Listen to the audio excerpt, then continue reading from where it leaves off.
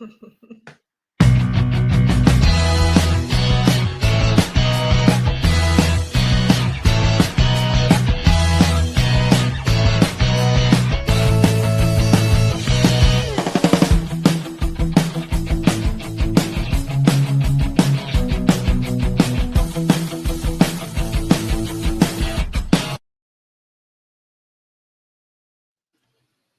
back. How you guys doing? Hello, hello. Welcome to Secret Chronicles, Paranormal Historians, where history meets the paranormal. And like usual, we're going to have a great show for you. It's going to be fun. Hopefully some laughs. And so, our silly talk before, and I went to Pennsylvania for the weekend. Nice. And mellowed out. Just mellowed out. It was a lot of big winds and rain and everything, but I just hung out and mellowed. Hello. So, my boring weekend. Anybody had better than me? I don't know. You got to hang out with a pretty cute deer. That was. Oh yeah. I sent you the picture. That one. Oh yeah. He kept on coming. He brought his friends back. We had about 12 deer at the place. What? Yeah. I ran out. I gave him carrots. I gave him my bananas, and I had no more apples. They took everything from me. They took everything. You know what I mean? Laura and I are in the corner with Anthoiny trying to eat a cheese doodle or something, but they ate everything. I fed one. Next thing, it's like a whole herd of them around me. Oh, yeah. Yeah, they tell their family. They tell the family. Yeah, and my skunk friend didn't show up. Stanley. Oh. Stanley? He has a name. I wonder if he's already... No, he's probably not hibernating just yet, but soon he'll go. Yeah, Stanley, he likes to knock the garbage over and eat what's in it. So big one then. You have to keep it. Huh? He's a big one. Yeah. When I first seen him, I thought it was like that's sheep. kind of. Is that a cat? It was like the tail's too fluffy. I said it's not one of those Siamese things. And then I seen the white stripe down the back. Yeah. I'm like, skunk. I'm not afraid of skunks. I just don't want to get sprayed. Yeah. I stink enough. I don't need to have skunk spray on me also. Yeah. Abandoned buildings, ghosts, no problems, but skunks, we're out. Yeah. We're out of there. Yeah, I could go anywhere that's, the middle of the night. But the whole thing, how do you see a skunk on night vision? It's just a floating stripe. Or would it be the opposite of a floating stripe? I think you made that up, Kim, but it was a good black answer. And black and white. It would be a floating black stripe, right? What did you do, Kim? What did I do? Oh, well, I guess it wasn't last weekend. Well, first I want to show my shirt because we were going to before. Oh, finally, we got the shirt. This is bullshit. Some bullshit. I love that. It's adorable. So it wasn't this weekend, but the weekend before I was at White Hill Mansion. And I was there for a mediumship gallery with Cindy Kaza. It was excellent. I've seen her live in a very large arena. Not a very large arena, but it was like hundreds of people there. So I jumped at the opportunity to have her in a small, more intimate group. And it was great. We had a great time. My grandmother came through. So it was really, really amazing. I'm a big fan of hers. We have the same teacher, mentor that she's had for years, he recommended me to look into her and stuff like that. So highly respect. Yeah. So cool. She's a very nice person. She's a sweet person. Yeah. She's very nice. She's very nice. So many people in the paranormal, you look at them on the screen and they talk and you're like, I wonder how they are in real life. Do they eat babies and stuff like that? She's really nice. Definitely. Yeah. I don't think she's such a cool person. I know how people are that doesn't do the paranormal. They look at us, people like us, like we're weird, which we kind of are, but who cares? How weird is how normal. Right. And Kyle went, and Kyle kind of had like a little bit of PTSD because the last time we were there, we did an investigation. And to be honest, White Hill Mansion's a pretty intense place. Oh, yes. Yeah. It can be incredibly intense. We had a little bit of PTSD as we were like going up the stairs into the bathroom. He's like, I don't want to go into the bathroom. I'm like, it's fine. And then, but I don't know, that woman's bedroom on the one side, oh God, there's just so, I can't not, experience it. Like I can't not see it. It's so prevalent. We were chasing last time. We were chasing shadows. Yeah. Right into that room. The room and then we came on both sides, and there was nobody there. Yeah. It's amazing. It really is an amazing awesome. White Hill Mansion, definitely. Yeah. Anybody in the audience, White Hill Mansion, that's at Fieldsboro. Yes. Fieldsboro. Yes. New Jersey, definitely. I feel like we talk about it every week, and for good reason. For good reason. I really feel like we talk about it every week, but I agree with you. That bedroom. What's his name? Kyle from White Hill? What's his name? Kyle? I mean, I talked to you, Jenny. The guy Kyle. Kyle. He was just on the show. Yeah. He was on the show not too long ago. Yes. Kyle Mangus. Yeah. See, I don't forget everybody. Last time I forgot. I remember his first name because you just mentioned you're Kyle. Kyle, hey, old Kyle. So I know. I was like, my God. Okay, not your Kyle, the other Kyle. You know what I'm saying? If I didn't have my name on underneath me, he would forget my name. So nobody should be offended. That's why I write my name so Anthony remembers it. Yeah, Jennie Cluici. Jennie. Jennie, what'd you do? That's awesome. I've seen Cindy in a gallery reading too in New Brunswick, and she was phenomenal. And I've met her at Gettysburg. I had Richard Moschella, our friend, had an event at the Hunterdon County Library in New Jersey, and he invited me to participate in that. So I really enjoyed that. Did a little EVP session with the crowd because that's my jam. Yeah. And I'm going to be joining him Friday night too for the Strangest Things event at Speedwell Mansion in Morristown, New Jersey. So nice. We're gonna work together there. I don't know if you'll be there, but nope. Okay. Well, I will be watching Brown Things. Okay. Well, I'll be there with Richard on Friday night too. So super cool.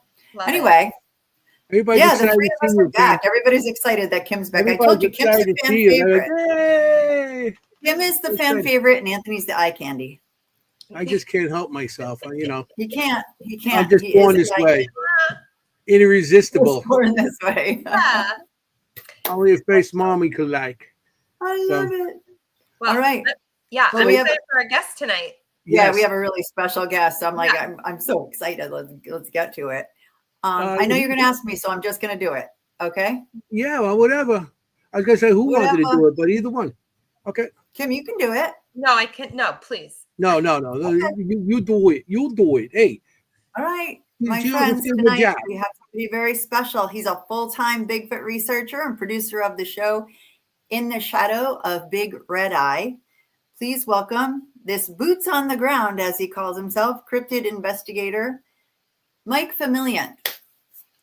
Hey. Welcome. Hi, Mike. Nice to see everybody. Thanks for having me. Thank you for being here. Yeah. Oh, absolutely. Yeah. We seen each other last time we seen each other was at the Maine. Up in Maine, at the Maine Horror Con, yeah. Oh, you were there? Yeah, that was what an event that was. That was phenomenal. That was some event. How it started out as Jeff just having an idea, and then everybody showed, and he not only made it paranormal, but he made it horror. So he put the two genres together, and I couldn't believe the amount of people that came to my booth to look at my art. Mm-hmm. It was. I mean, I have more people at that than any of the other Paracons I do. Because you mix the genres. It was great. It was such a great event. Yeah. I can't wait to go back next year. Yeah, definitely.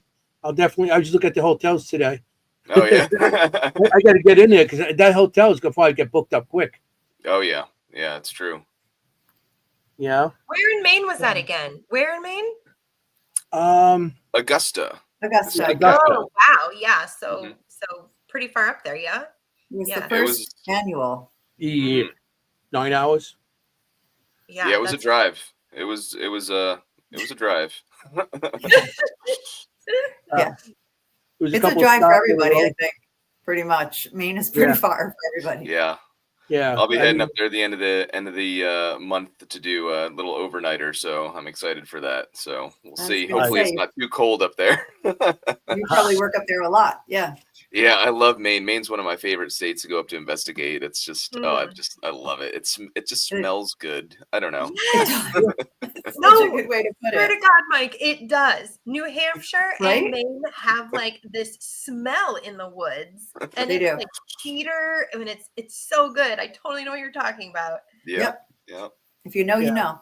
If you know, you know. It was funny because when we were driving up there, I had Giuseppe with me, and we're driving, and all of a sudden it's like we're on the road. It's like there's water on both sides. I'm like, we're not in Oz no more. Where are we? They're not Queens anymore. There's ocean all over the place here. So it was really well the first time I ever been up to Maine. So. Oh, was it? Yeah, Cool. and what I seen was mostly the inside of the convention center. The convention center with people I see half the time. So, but it was nice. It was a nice event, very nice event. And we went out to dinner the night before, which I thought was pretty cool. Mm-hmm. Yeah, and you had your notepad and you were just networking. You were a little network Nancy over there doing everything. I had to get everybody. I'm going to call you that from now on. Oh yeah. I mean, that's how I get guys that doing the show. Yeah, that's him. Yeah. I don't mean to be like that, but I talk to people, I give them dates and stuff, and I'm not too pushy, am I? No, not at all. Yeah. No, you came up and you're like, hey, you want to do it? I'm like, yeah, let's do it. I said, forget about it. And let's do it. Exactly. You don't even know what happened. And then, like the next thing you're on the show. I know a guy to get you on the show. You're like, okay, let's go. These two next to me over here, this way, I guess, on the screen, they think I grab people in headlocks and make them go on the show. Oh, you're like, you're going to be on the show or I'll break your kneecaps. That's what you say. I never say break kneecaps. I get the ball being camera out. Oh, my God. That's all you got to say. And there's a kneecap in the future. But I don't say I'm going to break kneecaps. He's like, you want to be on the show? Better say yes. No, he wanted it to be. And I know. This is exciting. I went over his table. He had some awesome stuff on the table to look at. And it was nice. It was really nice. And Mike, you're in New Jersey, right? I'm right in northwestern New Jersey, Sussex County, Sparta. Yep. No way. Oh, yes. Oh, my. Sussex County. No wonder you're a Bigfoot person. Yes. Oh, Bigfoot eye. That's the nature of the beast. That's, my backyard. Absolutely. Kimm's a veterinarian, so she likes these kind of things. No, you don't like Bigfoot? Yeah, I don't know. Animal is a human. I mean, I do. I just don't know how Bigfoot equals veterinarian work and Bigfoot. Gets hurt. Veterinarian. No, they're like. Is Bigfoot an animal, or is he some sort of prehistoric beast, man, or something? Who knows? Yeah. What's your theory, Mike? Or tell us a bit how you got into this and what's your theory about it? We're going right into another subject. Yeah. So, I think Bigfoot's like us, like on this planet. Some people think Bigfoot's intradimensional. Can shape shift into and out of this dimension. Other people think Bigfoot's like UFO related, right? And could be beamed down by UFO, spaceships and stuff. But I think because the evidence, I've been doing this for a long time, since like 2011. So I've found some evidence along my journey thus far. And because of the evidence that I've found, I think Bigfoot is this biological creature that's kind of on this planet, kind of just like we are. So I know that could throw some people off, because there's a lot of people and witnesses and researchers that I've talked to totally believe the intradimensional thing. And I'm totally open to that possibility. However, I just haven't experienced anything like that yet. So that's kind of where I sit on that. I go out and look for a Bigfoot like a lot. Like I spent 139 nights just this year tent camping looking for Bigfoot. So, that's my full-time job. Yeah. Alone with people, mostly alone. Wow. Yeah. I found that other people have like real jobs. So it really kind of like harms the process of going out with me. So whatever. Understood. Yeah. So did something happen in 2011 that you started getting into this, or just natural curiosity? Yeah. So I was working at a beach resort in Sarasota, Florida. And I was watching Finding Bigfoot on TV, and for those that don't know, it's a show on Animal Planet where they go out and they look for Bigfoot and they interview Bigfoot witnesses and stuff. It's kind of like my show, except my show's a bit better. Yeah, but and stuff like that. Yeah, right. But at the end of the show, they were like, "Hey, if you want to come out and look for Bigfoot, you can with the team." And I'm like, I'm not into this. I'm like totally not into like camping or anything. But I was like, wait a minute. You're telling me that I could go into the woods and look for Bigfoot. I didn't even think of like trying to find Bigfoot. I thought of the people that are going to be trying to find Bigfoot. There's people watching. And it was going to be a weekend of people watching. Oh, it was, I was so excited for this. So I signed up that night. I purchased 2 tickets, one for me and one for my fiance, whom I did not tell we were going to go look for Bigfoot. Woof. Yeah, this is going to be like a pre-wedding little shindig. You know what I mean? Little surprise. Yeah, all within one. Oh, yeah, that's we're all in the one. Tickets to see Bigfoot. Yeah, well, I was young. I didn't know any better. So anyways, so I was always like an indoor kid growing up. And even as like a young adult, I was always inside video games, put me in front of a TV screen, and I am totally okay to go for the day. And so I had no equipment like the backpack, the headlamp, the tents, and the sleeping bags and stuff. I did not have any of that, so I had to purchase all that stuff. So me and my fiance, we're living in a 1-bedroom apartment, and I'm trying to keep the secret from her, but I got to get all this stuff. So I'm hiding the stuff in our like patio apartment like closet, like. She's never gonna find this stuff under the Christmas decorations, So she's never gonna find this stuff.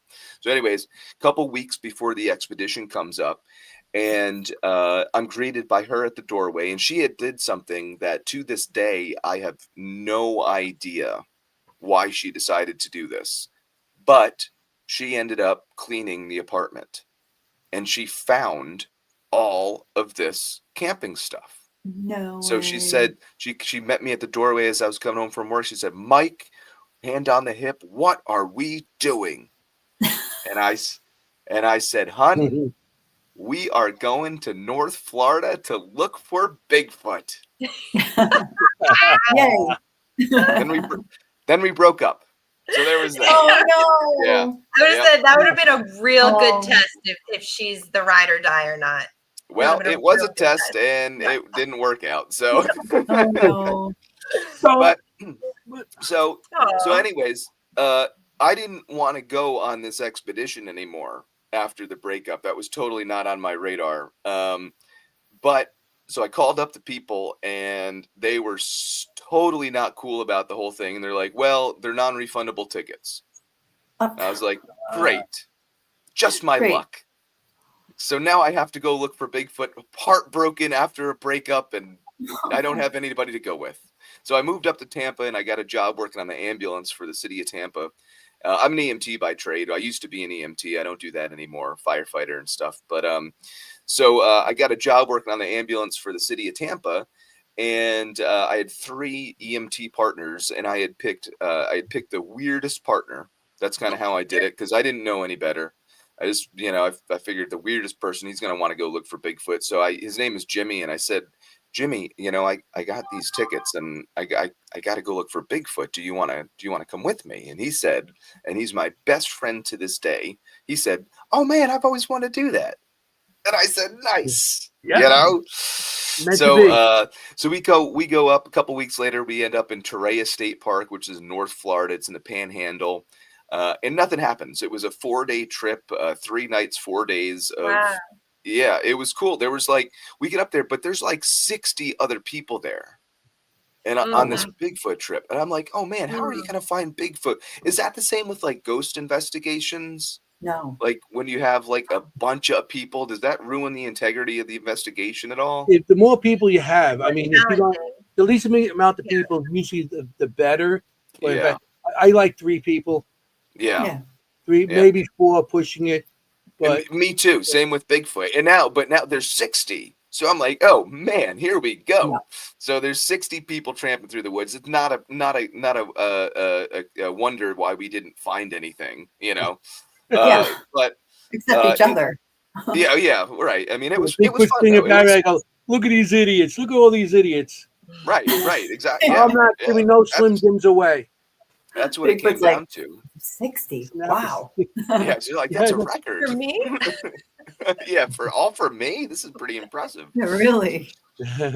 So anyways, nothing happened until the final night, and we were up, Jimmy and I, we were up watching a meteor shower, which was really cool because like cool. being from Tampa, I kind of like lost respect for the night sky, so it was nice to see that celestial event. We were just chatting back and forth. We had our own personal campfire because, kind of like I alluded to earlier, everybody was a little weird, so we kind of just chilled by ourselves. And we heard a tree knock come from one side of camp, and I did not think twice about it. I was like, "Oh, it's the people that put on the expedition, trying to hoax us, pretending that Right. Bigfoot's there, you know, whatever." Didn't think twice about it, and until about 30 seconds later, a knock from the complete opposite direction. And I said, wow, these guys got to be, you know, communicating with radios. They got to be, you know, pretty intense Yeah. into this. Nothing happened until about 15 minutes later.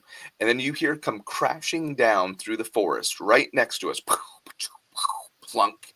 A fist-sized rock, just like this. Oh, wow. Yeah. So it was at that point in my life where I said, nope. This is how horror movies start. I am getting out of here. Right? I'm out. And Jimmy, he was like, well, if you want to sleep in the car, you're more than welcome to sleep in the car. And by the time he had said that, I had my sleeping bag and I was just, I mean, right to the car. So anyways, he comes up. Yeah. So he comes up to the car and he's like, Mike, Bigfoot knock on trees and they throw rocks. Like this could be squatchy activity. That's the whole point of why we're here. yeah. You know? So I said, yeah, I guess you're right. And I was petrified. So I went back out by the campfire. Over the course of the next 15 minutes, 4 more of these fist-sized rocks come crashing down and land 5 to 10 feet away from us. Wow. So my buddy Jimmy, he comes up to me. He's got a rock in his hand. He says, Mike, I got an idea. I'm going to throw a rock back at it. And I said, Jimmy, man, I don't know if that's a good idea. You know, like a good idea. So he takes one of the rocks and he chucks it back in the direction. And I knew it wasn't a person or anything like that because at that exact moment, a literal 15-pound laptop-sized boulder came crashing down through the woods, landed 5 feet away from us. Oh, wow. That's showing. Yeah. You want the rocks? I got something. Yeah. For you. He's like, we're not playing around. Yeah. Anything you could do, I could do better. Oh, man. Wow. So that was, and that was it. What's that? How many pounds did you say? It was like a 15-pounder. 15 pounds. Yes. I mean, I couldn't throw that. That's like throwing a bowling ball. No, that's a bowling ball. Yeah. You're going to throw a bowling ball? Yeah. Wow. That's, I know.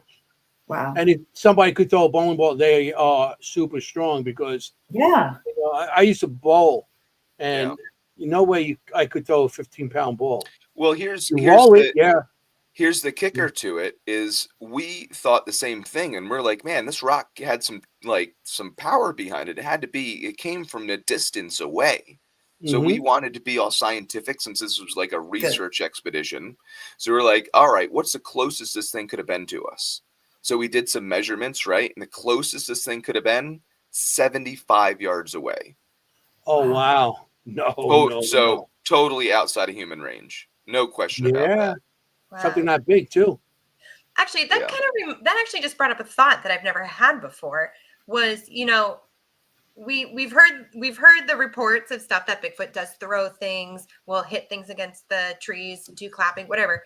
But I'm like, have we ever had any reports of a Bigfoot like hurting a person or like actually hurting somebody out in the woods? Yes.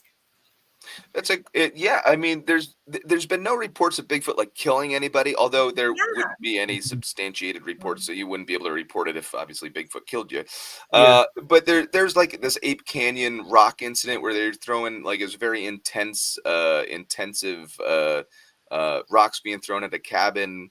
But to my knowledge, there's not been any. I mean, rocks may have hit somebody by throwing rocks, but Bigfoot I don't think has ever come up and like slapped Yeah. anybody before, not to my knowledge. Isn't that Okay. interesting? Because obviously it could if it's Yeah. able to throw 15 Well, pound boulders. You know what I and mean?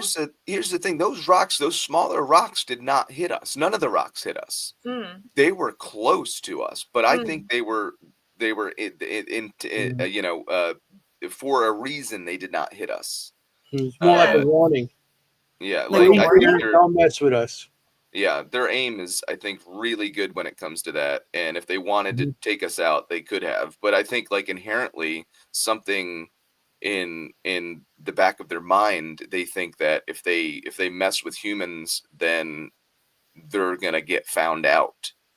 Yeah. You know, somehow, some way, we have intuition thoughts like that kind of stuff when we're children and stuff like that. So I think Bigfoot Mhm. may have that as well. I don't know, maybe. Yeah. I mean, because if something like that, who knows? They might send the army in. Yeah, oh yeah, yeah. Sure. If Bigfoot it was to hurt somebody and it was substantial, like somebody had to go to the hospital and like because they would and it was like documented, that would be a big deal. Yeah. Yeah, it's interesting. I've For never sure. actually like thought about that before. I've never actually No, me either. thought that. I think the intelligence of them are just as I think it far succeeds us. Oh Because yeah, they live in the woods and they do whatever they do, whatever, doesn't mean that they're less intelligent than us. Because if they could, hide themselves or just do, from us all these years, what makes them, there must be some sort of intelligence there, yeah. you know? Yeah, no, there's got to be because you know, if like you said, if Bigfoot's been around for as long as Bigfoot's been around for, and has yet to be proven by like today's science, that's pretty good. I mean, Yeah. you gotta get something. You got something going on, especially if you're a big creature like a Bigfoot or Hmm. something. And living in North America or the United States for that matter. That's even more crazy to think about. Yeah. So they gotta have some intelligence behind them. Mhm. I think like uh, intelligence level wise, like I don't think they have the ability to start a fire, but I Mhm. do think they have the ability to have a primitive language and can communicate with each other and use Mhm. primitive tools and stuff like that. Yeah. Well, it Yeah. is Okay. very ape-like. I mean, many monkeys will throw rocks and sticks at things that they're trying to get away from Yeah. them or that they think are predators. I don't even think they're trying to kill them either, but they're just trying to get them away. So that's Yeah. a very ape-like behavior for sure. Hmm. I mean, they could be hiding. The silverback ape wasn't found till like 1920s. Sure. You know what I mean? And there's other species being found every day, and some of them are large creatures. I forgot the one creature. Maybe Kim, you know it. It looks like it has like zebra stripes. It has a bunch of different colors on it. Oh, That would be the okapi. the Yeah, okapi. yeah. And Yeah. they just found out what? Not that long ago. Maybe Mhm. 50s, 60s. Yeah, that's in the 50s, I believe they discovered that. So that animal didn't just pop out of nowhere. Yeah. That was there. How many? Maybe hundreds of years, Oh and yeah. nobody's seen it until now. I mean, there's so much land that Bigfoot could hide in, and I know somebody said something about Harry and Henderson's before. Yeah. Okay, I love that movie. I thought it was a great movie. I was like, It was oh, a great movie. but at the very end, I'm like, whoa, because they let him go, and all of a sudden they let him go into an area, and all of a sudden his family that's all camouflage just pops up, Yeah. so they got the ability to camouflage themselves that Yeah. we could be standing right next to them and we wouldn't know. Fun Right. fact for you, that last scene in that movie, there was no special effects in that whatsoever. Bigfoot, the Oh, baby Bigfoot were there the whole time. It's very Oh, really? cool. Yeah, Oh, yeah, really? yeah. Oh, wow. So So you gotta look close, but you could see him. It's very cool. Anyway, but that just goes to show you. I don't know. I can almost say without question that I've been within 20 yards of a Bigfoot. Mm. Wow. But I don't know because I haven't seen. I've never seen a Bigfoot. So like personally for me, I don't know 100%. I'm not 100% set that Bigfoot does exist. I'm sitting at like kind of 80%. And that's just because Hmm. I've never seen one myself. I've devoted. It's funny because I've devoted my life to this full Mhm. time, but I don't believe in 100% what I'm looking for. It's kind of weird. I don't know. Oh. Well, as a Right. paranormal 22. investigator and a Yeah. medium, I've never actually seen a full body apparition. And nor have I. And Yeah. it doesn't, And they're very I rare. They have. do happen, but I've never seen one. And But when I do see it, I still question it also. Mm. Is that in my mind? Is that what, I mean, I still question what I see. And I draw it, but I still question it. Yeah. Right. Yeah, I can see it in my mind. I can see it in that other dimension, but in the reality, as it's standing in front of me, I don't see it. Yeah. Yeah. Mhm. Yeah, That's I agree. It's the same. And we all understand what you mean. I have a quick question because just before we move on too far, Kimm went right to ape. You guys went right to ape. Is that even what you associate a Bigfoot? Like, I didn't even think of that. Like, I just think of a Bigfoot as a separate creature, more human-like than ape-like. But Good question. is it more, Mike, is a Bigfoot more associated with an ape family? There's different theories on it.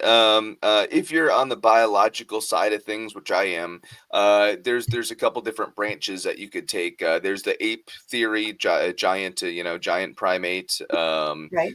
type of thing, gorilla, different kind of thing like that. There's also the Gigantopithecus theory, which is an kind of uh,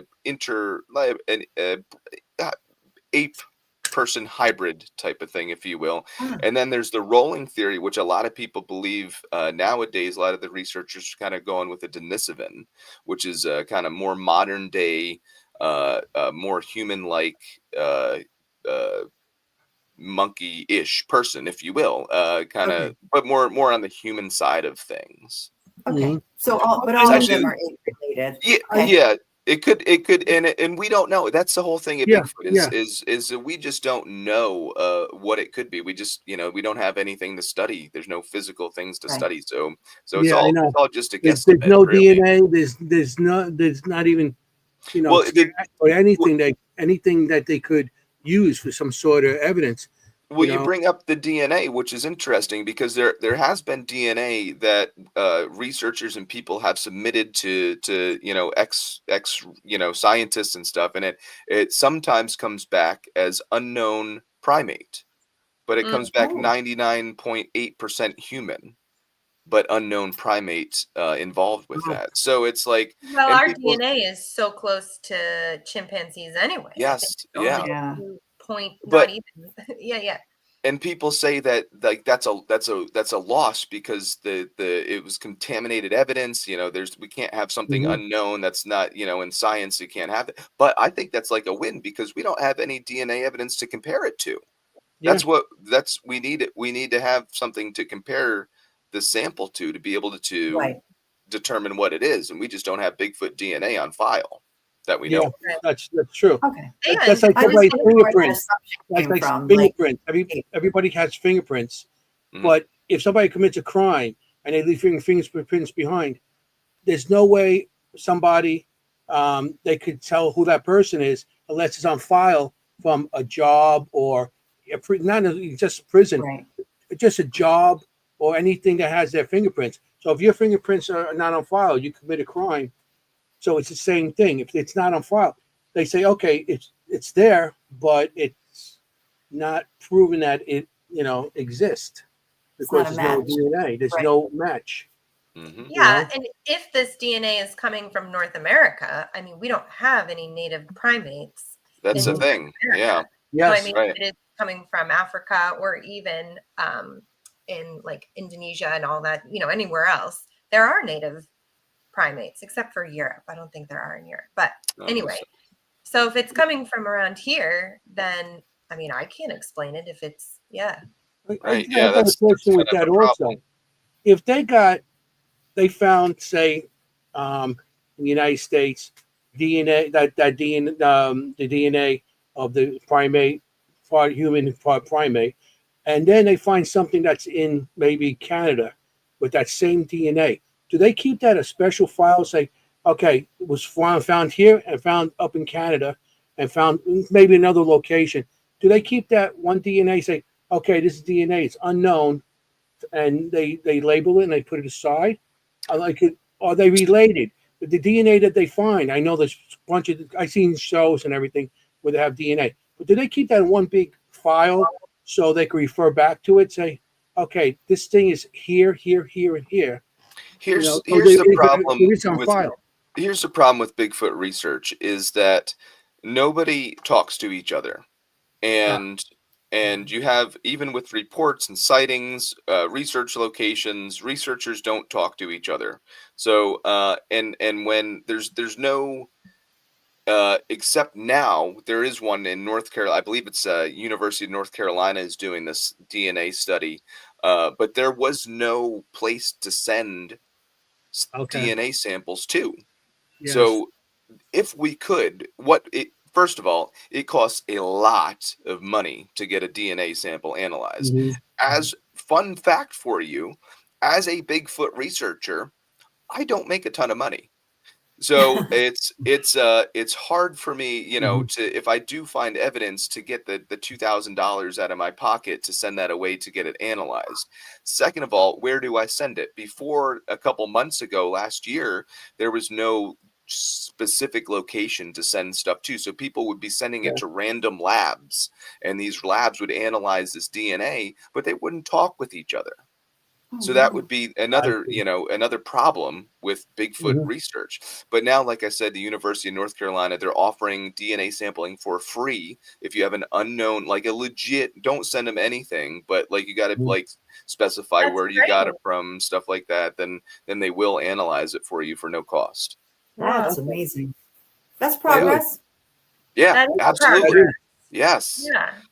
Yeah. I mean, that's awesome if they could do that, because I see it on the shows and they come up with that type of DNA all the time, and I don't know, even the shows. And then the You show know, ends. You never hear about it, right? yeah, when now they go into the next thing, and then Yeah. it's okay, unless you watch the rerun of that one episode, and I'm thinking, okay, there must be a central area where they could all send it and have the data on file, but apparently you're telling me no until Yeah. now. Until So now. that's Yep. interesting. That's very interesting. You know. Exciting to see what comes out of that. Yeah, that's a good thing. I'm Mhm. really interested about that. Yeah, That's that is very cool.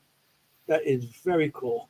So, And what's so even cooler is I have a connection with a guy. He's a professor from University of UMass Amherst, I think it is. He was on a couple TV shows about Bigfoot, and mhm. he's really big onto the eDNA.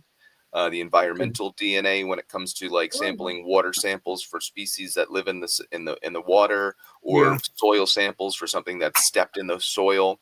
And he offered me, that's very expensive to test too, but he said that if I get a sample of something, he can eDNA test that as well. So that's a new for free for me, which is awesome. But that's Yes. another way of, getting this DNA sampling into labs. To Mm. get, the more Yes. samples we get into labs, the better chance we have at being able to document, the same Mhm. thing, right. repetitive. That's what science is being able to test something in repetitive, recreating the same results Mhm. time after time after time. So if we So can start to do that, then that's half the battle right once there. you get those samples, so you send those samples in, is it your sample that you could do whatever you want with it, or do they keep it on the lab files? Well, let's just put it like this. If I happen to find a dead Bigfoot somewhere, Hmm. I'm going to take an arm, but I'm keeping half the arm and putting that somewhere very special for me, so I could do whatever I want with that in the future. And then Hmm. everybody else is going to get their own little sample wherever I decide to send it. but I Yeah. would never take my whole sample and send it to anybody, because I've heard so many horror stories of it gets lost, and or it the sample comes back, oh, it was a dog, it was a bear, it was, and they never see the results. It's just, there's so many different things that could happen Yeah. with it, especially if you get like the solid gold, the golden nugget proof of Bigfoot. You want to make sure you use the right avenues to Yeah. document the experience. Does the government show any interest in any of evidence that has been put out there about Bigfoot? Because they No. want their taxes. They want Yeah, you find it's Bigfoot, they're going to want the they're gonna tax want on it. some property tax from them. Yeah, Yeah. probably Oh back yeah. taxes since America started, actually. Yeah, no, government doesn't seem to really put too much effort into this whole thing. Uh, let's look at it this way when we say the G word, right? I don't think that unless you kind of poked at it before, unless there was like a Harry and the Henderson situation that made Mhm. it like to the news type of thing, Okay. I don't think the government is ever going to recognize the existence of this species. And I Mhm. say that because where is Bigfoot mostly found? Where's the hot spot? Up in the Right. Pacific Northwest, Northern California, Washington, Oregon, Oregon. Yeah. big hot spots. And what is so? And if Bigfoot was classified as a species, it's going to be an endangered species, Mhm. because Okay. it's obviously, there's not a lot of them, right? We Mhm. can't, Right. we can't, there's obviously not a lot of Proof. them, so Yeah. it's going to be protected, a protected species. What is the number one economy, number one source of income in the Pacific Northwest? What, Trees. Bigfoot research? Trees, logging. Trees. Oh, trees. Oh, Exactly. yes. It's cutting down trees. Yeah. They are And not if going it's to be able, protected for an endangered species, they won't be able to cut their trees. Yeah. never going to Okay. happen. Yeah, That's it'll never gonna, happen. All right. nope. Okay. Hmm. That No, makes you're right. sense. We didn't Yeah. think into that, but yes, you're right. You're absolutely right. So, I mean, we talking about Bigfoot, and I know you know more about Bigfoot, but Bigfoot, it's like all these creatures been seeing around the world. I mean, just in Alaska, you have the Yeti, the abominable snowman, and all these different countries. Russia has their form of hairy man, and Right. all these Japan. Every country has some legend of a hairy man wandering their forests. Do you think they're all related? Like see how human beings are. The different spots of the world we're from, that our skin colors, our eye color, everything's different. So, do you think they're all related, like human beings, like their own species, but they're like they're all over, different types, skunk apes, and all this stuff. Yeah, I think if you have, a 7 to 8 foot tall bipedal creature that roams somewhere on this earth, they're probably related somehow. Hmm. Whether it could be they started out in Asia or in the Himalayas where the Yeti is, and then it crossed over the land bridge over where, all the other animals did that got into North America, and then came down through Canada that way. Um, I don't know. They got to be related somehow. But you're absolutely correct. There's every culture, every community, Mhm. every genre has a Bigfoot story, and I think Hmm. that's amazing, across cultures.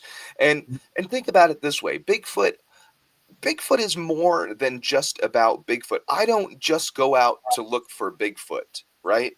Hmm. Bigfoot's about bringing the community. Bigfoot brings people together from cross cultures. It brings.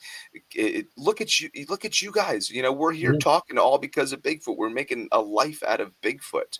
It's Hmm. it's Yeah. not just about going out to look for Bigfoot. I personally, I don't know if I ever want to find a Bigfoot, because that Hmm. would really like put a damper on. I'm having a lot of fun doing this. You Yeah. know what I mean? Like, this is We do. wonderful. We do. And the other thing is, if you found one, then the ethics come into play, right? Mhm. Like, what are the ethics? So how do you feel about that? Yeah. So my whole thing is I got into this because I want to know what threw rocks at me in Florida. Mhm, That was my goal of why I mhm, got into this. So if I see a Bigfoot firsthand, class A encounter 20 feet away, which is really close, maybe 20 yards, that might be a little better. Um, I could Safer. say without a doubt that Bigfoot exists and my journey is complete. My mission's complete, if you will. mhm, Now, if I get a hair sample of Bigfoot, or if I get like the best evidence of Bigfoot, what I want to protect Bigfoot. That's my thing. There's people out there that have guns and they want to shoot to prove type of yeah, thing. you I'm know, not Yeah. one of those a people. head on their mantle. Yeah, yeah, and have a big trophy next to their elephant head. You know what I mean? Like one of those Mhm, Yeah. things. Like not totally not my MO. mhm, Right. So what is if I do get a proof of evidence of Bigfoot, what am I going to do to help these creatures survive? Is that going to be submitting this evidence or submitting mhm, the body and getting this creature classified, or mhm. am I just going to leave it because Bigfoot's been doing pretty good by itself anyways? That's right. You know what I mean? So Yeah. but Yeah. morally it's a double-edged sword. Mhm, It is. What do you want to do? Do you want to be the mhm, person? That's what it comes down to. But you also have to look at this too. I spend a significant amount of time in the woods, mostly solo, with my camera, right? I have a substantially better chance at getting evidence of Bigfoot than a lot of other people do, right? And it's mhm. just odds, simple as that. Right. Yeah. Mhm. Sure. So if I get this best clear picture, because I got a good camera, you know what I mean? Like it's nice. Yeah. So Mhm, I'm gonna get this 4K, 8K, whatever we're on now, a video of Bigfoot, and yeah. everybody is gonna say that it's not real, or I hoaxed it, or I Right. used AI That's right. because AI, I'm. especially now, Mhm. and AI is Because big. I'm the one out there trying to do this. I'm the one isn't that like such a weird conundrum that we're in? Yeah. Like, I'm the best person to get evidence of Bigfoot. However, I'm the best person or the most likely person to hoax something. It's Yeah. crazy. Right. Yeah. And it'd be funny. It's like you find Bigfoot, Bigfoot. You'd be like, okay, I found him. Okay, now I'm going to start looking for Cooper Robert. Chupacabra. Yeah. Chupacabra. Yeah. Now you're going to Aliens. start looking for another, you know? You're right. Yeah. No, you're right. I think I would go to look for the thylacine, the Tasmanian devil, or the Tasmanian tiger. Oh. Yeah, down Oh, in Okay. yeah. Tasmania. Yeah. That would be And there's really pictures of cool. that. There are Yeah, pictures of that. there's still sightings to this day of them. Yeah. Yeah. Yeah. Yeah, I think that would be just phenomenal to go down there, and to get out of New Jersey would be cool too. Yeah. Yeah. Always. Well, actually, I'm glad we brought it back to New Jersey, but great question about the ethics, Jenny. I really appreciate that because it Yeah. does I put you in mean, quite a conundrum as like Mhm. this is your yeah. life calling, and when you achieve the life calling, what do you do? Yeah, so Right. I Yeah. Right. feel Or do you kill it? And I know there are people, like you said, who want to hang it on their mantle, but there's Mhm. probably also people who feel like killing it would be in the name of research, right? Yeah. Yeah. Yep. But to me, Yeah. I mean, first of all, Experiments on it and everything everybody here else. knows I'm a vegetarian. I love animals. Like I could never kill it, or like but if you tell everybody where it is and everybody comes in and then there's yeah. like And then a they kill it. family Yeah. massacre or something like Mhm. that, like Yeah. would you want to be responsible for something like that? Yeah, Yeah. that's very interesting. There's But Yeah. only been I think 3 animals that have been classified by pictures only. uh, So, Oh, and it's never been a great animal like an ape or anything like that. So you have to, unfortunately, I'm right yeah. there with you. I don't want to see this thing get hurt or injured, but if I'm going to go at this as a science point of view, we're Right. going to need a body. We're going to need 2 Yeah. bodies. We're going to need a guy and a girl, yeah, Mhm. Yeah. to prove that they can. Yeah. Reproduce. Yeah. Make more Bigfoots. Right. Yeah. Baby Yep. Oh, Foots. Little Yep. Foots. But if and that's just as of right now. I'm not saying that's how it's always going to be, because with the way technology and science is changing every day, that's hopefully not going to be the way.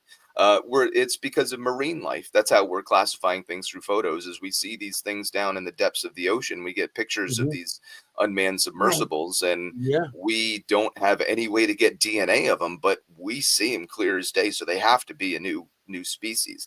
That's never going to happen with Bigfoot. Never. Yeah. I would love it, but it's just Yeah. not going to happen. No, you're right. I mean, things are like Yeah. something they just found, which I think it's amazing, and it's an animal, but it was a snail that lives in volcanoes. Mm. Mhm. It lives in a volcano, and all that heat and everything. I mean, like I said, they're still finding things, so they can't dismiss Bigfoot. I mean, this thing lives in a volcano. Life will Who live went in there and found all it? over the place. Yeah, I know. Well, the guy who found it just grabbed it, tossed it out, and never seen it again. Yeah. It's the snow. Yeah. Well, I wonder how the squinjili on those would be. Oh my gosh. Okay. What did Probably it just say about not eating? We got to talk about food somewhere in the show. probably tastes like fart. Volcano squinjili. Hey, that'd be It's cool. been 50 minutes and we haven't talked about food yet. That's a miracle. Typically, we are already talking about cannoli at this point. Yeah, gotta drink. No, Okay. but When we say cannoli, everybody has a drink. oh yeah, it's a drinking game. We drink when we say cannoli. It's true. Coffee. Yeah. What But on? I did want to bring it back to New Jersey because Yes. I am not from New Jersey. I moved here. I live in Morris County, and I moved here from Massachusetts. And I'll tell you, the first time I went to Sussex County, it's weird up there. Oh Yeah. yeah. Oh Yeah. yeah. I mean, like I don't know what it is up there. There's a whole lot of stuff going on up there. So it's just really interesting to me that you're from there. Are you from there originally, or you live there now? No, born and raised. Yeah. Love Yeah, I Really? did a stint in Florida, and that didn't last. That lasted about 4 years, then I moved back. Yeah, there is something very mysterious about Sussex County. I West agree. Milford, especially. I mean, I don't Mhm. know what it is. And I've actually spent quite a few hours alone in the woods myself. I'm a trail runner. I've been hiking alone with my dogs for years, since I was 16 years old. It's over 20 years that I've been spending hours and hours and hours alone out in the woods. And I'll tell you, you just are out there and you get to an area and there's just different feels about different places out in the forest. And I can't really explain it very much. I've had weird encounters out there, paranormal or not, but I have had two, what I believe are Bigfoot encounters. I do Oh. believe. I believe. We, and I'm very we got to proud hear of this. Yeah, let's hear it. Yeah. Really? Yes. So one of them was in Morris County. I was hiking. I go on this trail for the last 10 years. I know these trails. And I'm going to tell you, I heard knocks clear as day. This was in like 7 p.m., almost dusk time. And we might have lost Mike. He hasn't moved in a little bit. No, I'm There he is. listening. I'm He just listening. sits still. Listening. He's like, you have a Bigfoot story in Sussex County. Go. This was in Morris County. But That's right. This is Morris I County. was so proud of myself because my first instinct, I grabbed those rocks. And There I you started go. laughing. Hey, there And you I go. knocked. And I waited because I was like, I had no other explanation. Do you know what I mean? There was no wind. Right. It was dusk. There was nobody out there, not a soul. And I was like, because sometimes the trees move and they creak, right? There was Yeah. no wind to cause that. I can't explain it to this day. Anyway, nobody responded. I was very sad. But I did. I was like 2 seconds. I was like, get my rocks. And I started laughing. Now, is that something you recommend to do if you do feel like you hear something? Yes, definitely. Try to elicit a response back. Absolutely. For sure. And also, especially this time of year, important to note, when the trees, when wood gets cold, it contracts and also will crack too. So that's another something that could happen. I know some people go out and will hear that, but was that just for my information only? Was that in Jefferson? No, It was Okay. it was in, oh my God, no, not Rockaway. It was in my town, Booton. It was in the Torn, where there's Oh, there's a yeah. lot of bear in the area. But I mean, I've seen bear there 100 times. I've seen bear air all over around here. Mhm. And no, this was nobody around, nothing. And Yeah. it was loud, like a hammer That's in the awesome. woods. And I was like, I don't know, did I just hear Bigfoot? Right. Wow. Historically, there's been reports from there too, in the past. So that's, I didn't know not that. out. Yeah. Wow. Yeah. Really? Uh-huh. Yeah, back in the 70s and 60s before it got all populated. There's some reports from out of Really? there. Mhm. Well, that's Huh. Interesting. Well, Yeah. Very. What was your second one? cool. So yeah, my second one was actually in the Pine Barrens. Ooh. Yeah. So my second one was canoeing down in the Pine Barrens. And again, the Pine Barrens, there's nothing. There was Yeah. nobody on the river with us. It was just my husband and I kayaking down. And we heard this rustling on the other side. You couldn't see anything. And it was this snorting. Now, I could explain it as like a big deer. And I have heard deer snorts. So I know what deer snorts like in the wild sound like. Like I have heard them. But this was more like it was deeper. It wasn't like snorty nose. It was like deeper throat. I can't really explain it. And I'm like, it could be a boar. Like that was the other thing. But I'm like, I don't think we have wild boar in the Pine Barrens. Very rare, if at all. Yeah. So that was my other thought. But anyway, we paddled very quickly away from that area because it was really loud and it was really scary. Wow. Yeah, I mean, it helps being a veterinarian. You can sort of like I ask Kimm all the time for our paranormal investigations, like, what is this a scream? Is this a human scream? Is it a fox? Kind of thing. So she helps a lot. That's Yeah. awesome. That's really interesting. So we have a Yeah. question for you, Kimm. Was it silent before you heard the knocking? Yes, completely Totally silent. silent? Okay. Completely Oh, no. silent. I was just finishing my run with my dog. It was almost dark. Like there was nobody there. And I was That like, is so cool. and I immediately stopped and like looked around because it was that loud. It was like it was right there. It was like right there. Maybe 20 yards, maybe in that kind of general area. Oh boy. Yeah. That's awesome. Very Do you cool. do you get scared, Mike? Like, I mean, people ask us this all the time. You guys get scared. I mean, do you ever get just absolutely gripped with terror?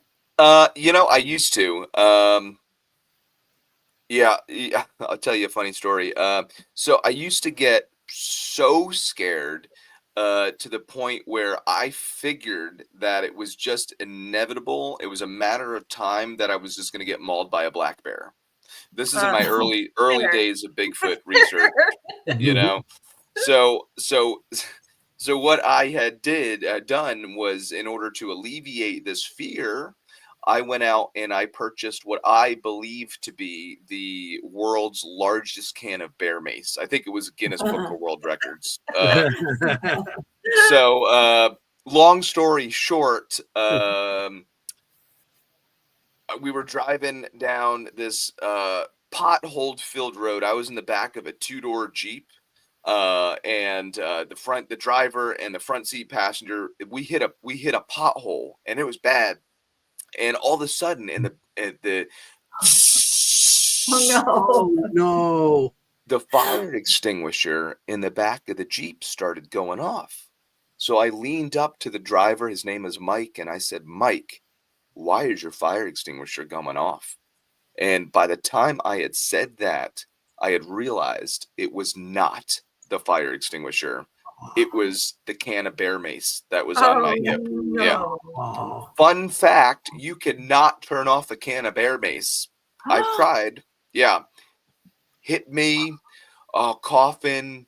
I couldn't Oh see. no. I couldn't hear. It wafted up, got the front seat people. They almost flipped the Jeep because they were driving. Yeah.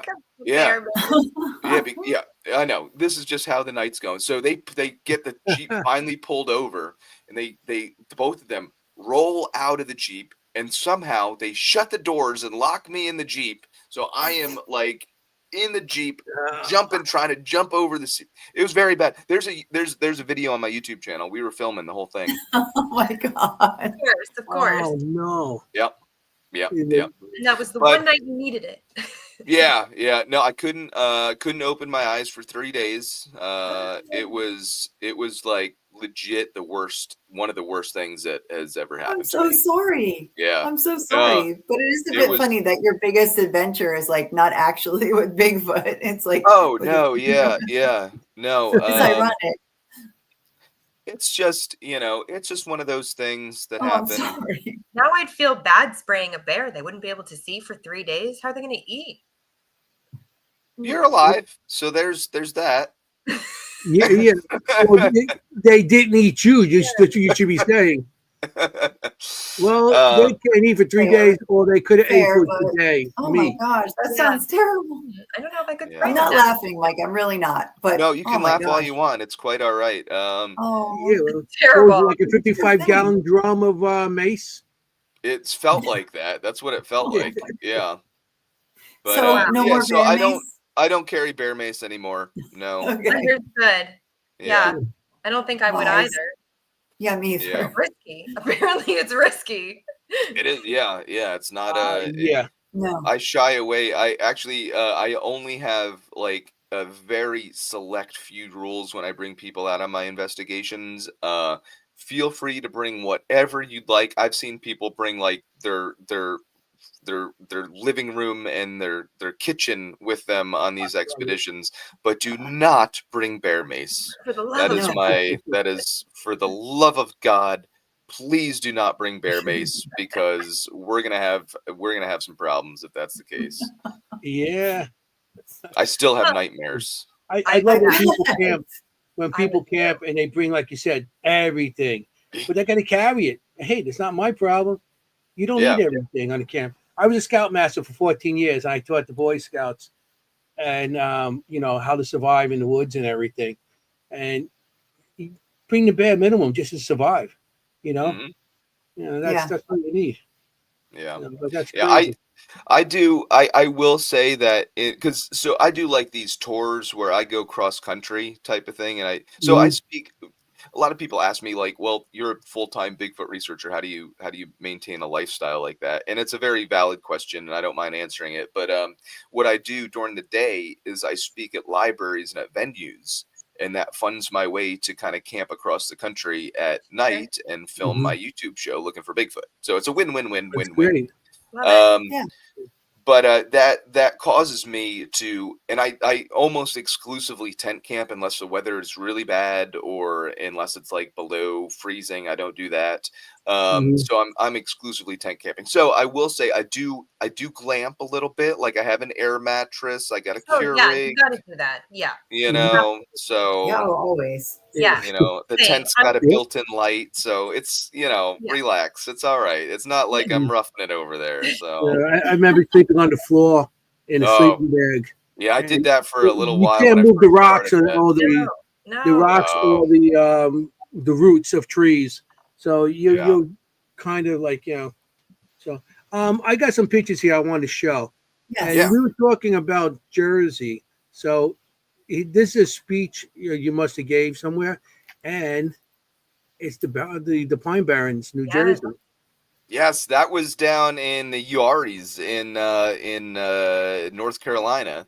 I was down there for the Uari Bigfoot Festival. I was the MC of it, and in my presentation, I go over some of the best evidence that I've gathered from my journeys, and best evidence number 2 just happens to be from down in the 1.1 million acre Pine Barren Reserve in South Jersey. Stop it. What's that? I said, stop it. Oh my God. I know. Let's go. Wow. She loves it. What is it?